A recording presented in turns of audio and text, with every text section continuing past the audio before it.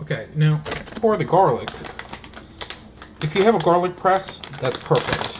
If you don't have a garlic press, I think I showed you this method prior to this.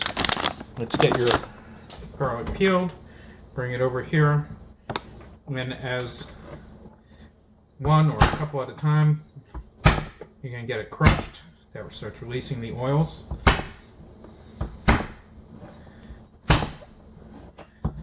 And what it does is it also keeps them from flying around because they're crushed. So now you can, assuming you don't have a garlic press, you can cut the garlic into nice small little pieces. I think as I showed you previously in another video, you get all the garlic in there. You're just lifting up the blade up and down, up and down, up and down, up and down, up and down, keeping the tip always in contact with the board. Change direction. Bring everything together, change direction, change direction. Again, I'm not looking for perfection.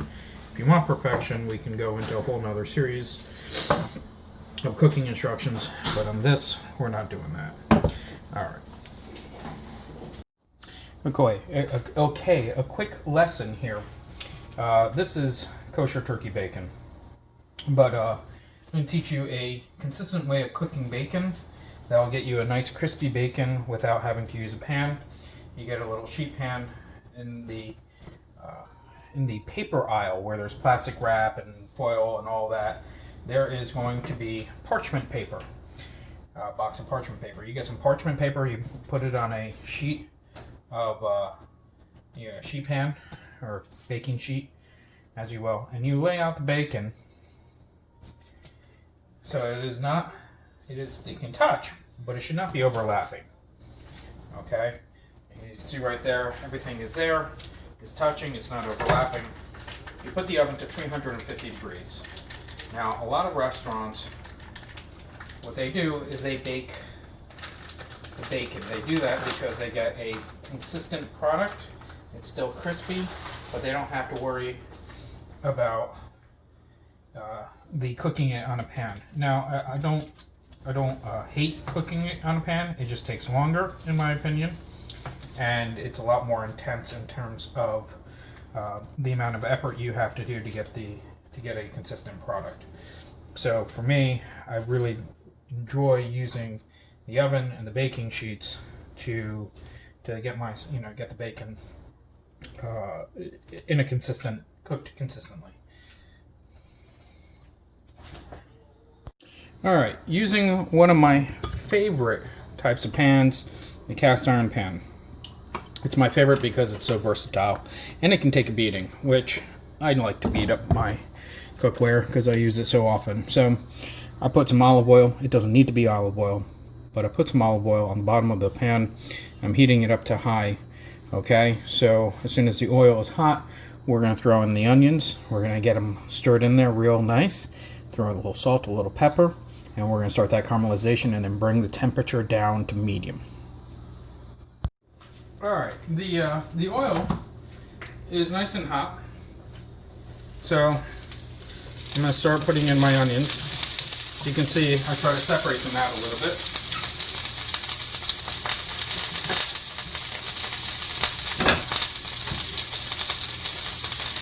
Tip, you can bring the cutting board to the pan, scrape it in, makes it easier.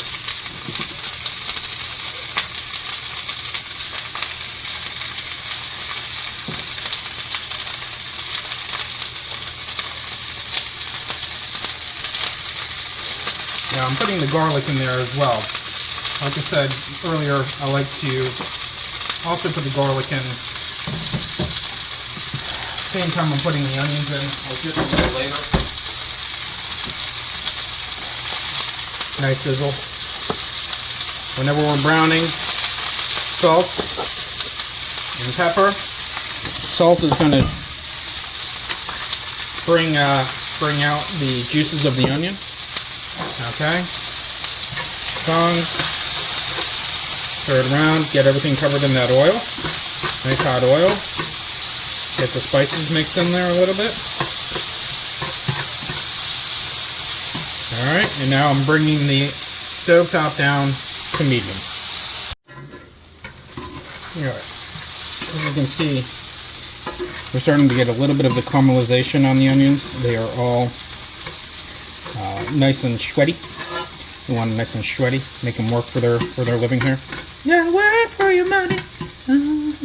Alright, now at this point, you can let them go a little bit more, but I'll throw in the peppers now, just to get those started nice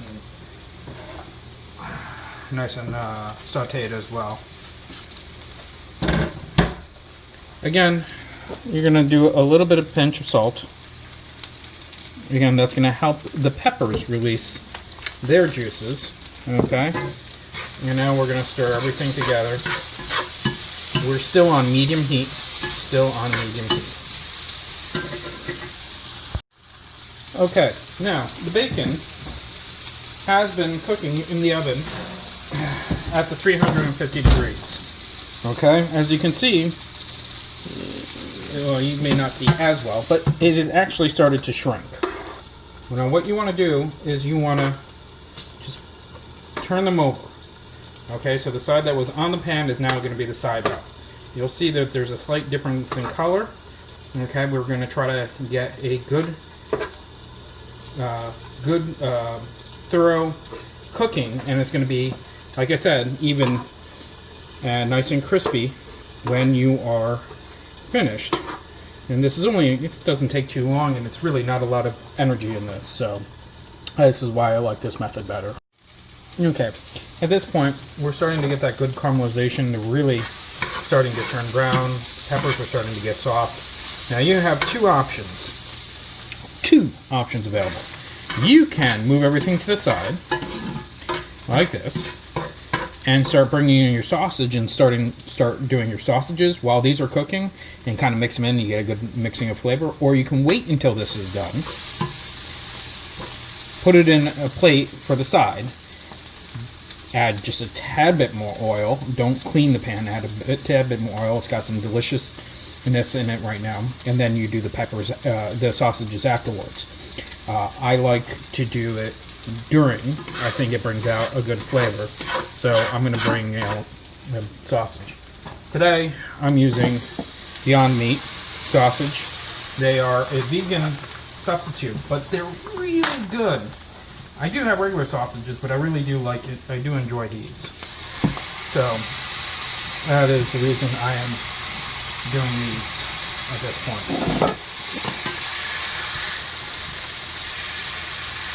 Okay. Get that going nice. Alright, now I haven't increased the temperature or decreased the temperature. Everything is the same. I'm just kind of moving everything around and letting everything cook now. Now if you're going to use if you're going to cook them together and you're going to use a regular sausage, most sausages have a good enough fat content that they're going to add their own oil to the pan. You don't need to add additional oil.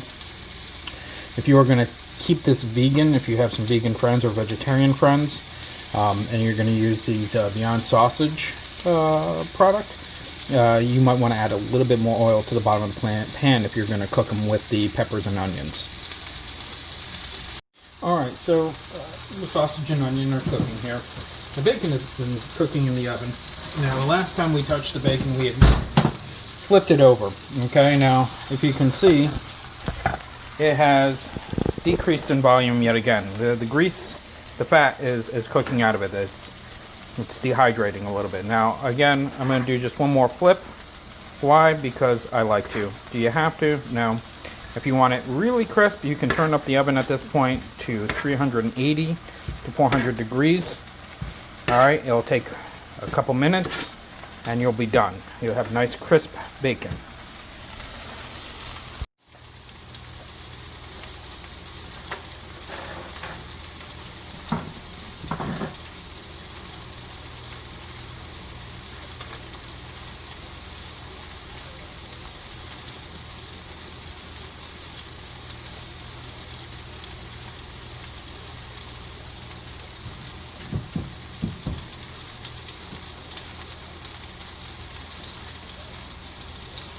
Okay, with all the caramelization I'm starting to get a little bit of a stick on the bottom here. That's not something to worry about. What we're going to do is we're going to take a little bit, quarter cup white wine, an eighth of a cup white wine, just a splash of white wine on this, okay? You can use red wine too. Red wine would be good. I like white wine just because it keeps it light. Okay, and that's going to take out the stickiness. You're going to be able to... Okay. See, everything is coming together here. Just how we like it. Just how we like it. Yummy and delicious. Alright, while the sausage and peppers are finishing up, our bacon is done. Okay? Again, you're going to cook it to your desired consistency. If it's not right, cook it some more. If it's overcooked, remember, and don't cook it as much next time. Alright, as you can see, it's very nicely well done.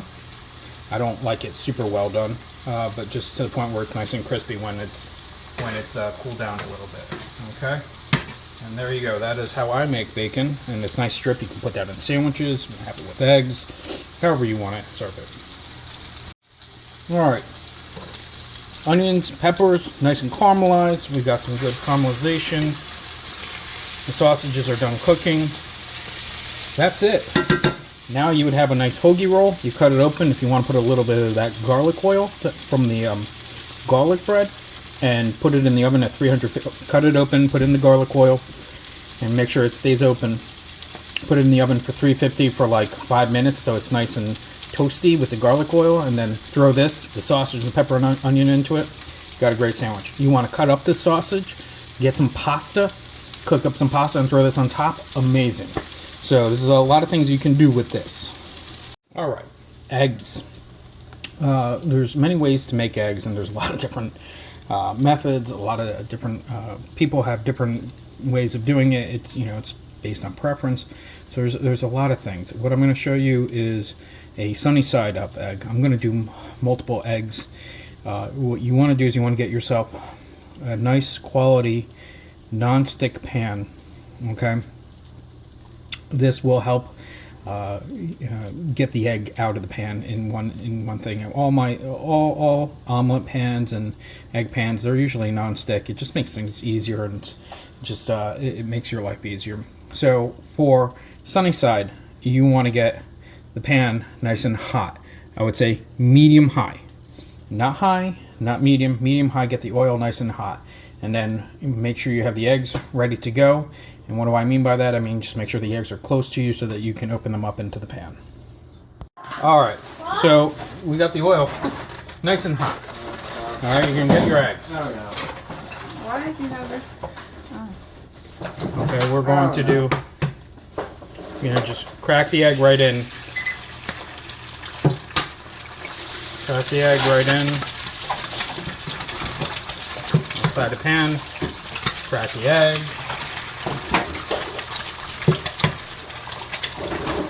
Crack the egg. However many you're doing. I like to do, when I have my omelet pan, my egg pan, I do 1 or 2 at a time, sometimes 3. Okay. This one, doing a little bit more. It's a bigger pan, as you can see, but again, we're just making a lot of stuff for the family tonight. Okay, a little salt, a little pepper. Oh, pepper me up. Alright, now, you take a hold of that pan and you're going to shake it. This is why you want to have a good non-stick pan. You want to shake it, shake it, shake it, shake it. What you're doing is you're releasing it from the pan, okay, and getting it to move around. Alright, nice and shake. Get a nice spatula that is heat resistant. You're going to lift it up. You want to move some of this egg white. Okay. Now we're still at medium-high heat. We're still at medium-high heat. As you can see, It is completely released. All right. Look at that. Look at that. Look at that movement. That's some beautiful movement. All right. It is done. Now what you would do is you'd have your plate ready. You'd lift the pan up and just let it slide right into the plate. And those are eggs. You can have that with the bacon that we just cooked. You can have that on top of a sandwich that you make with chicken, bacon, a little egg, a little lettuce, tomato, and mayo, next to toasted bread. Oh, amazing. Another hangover food.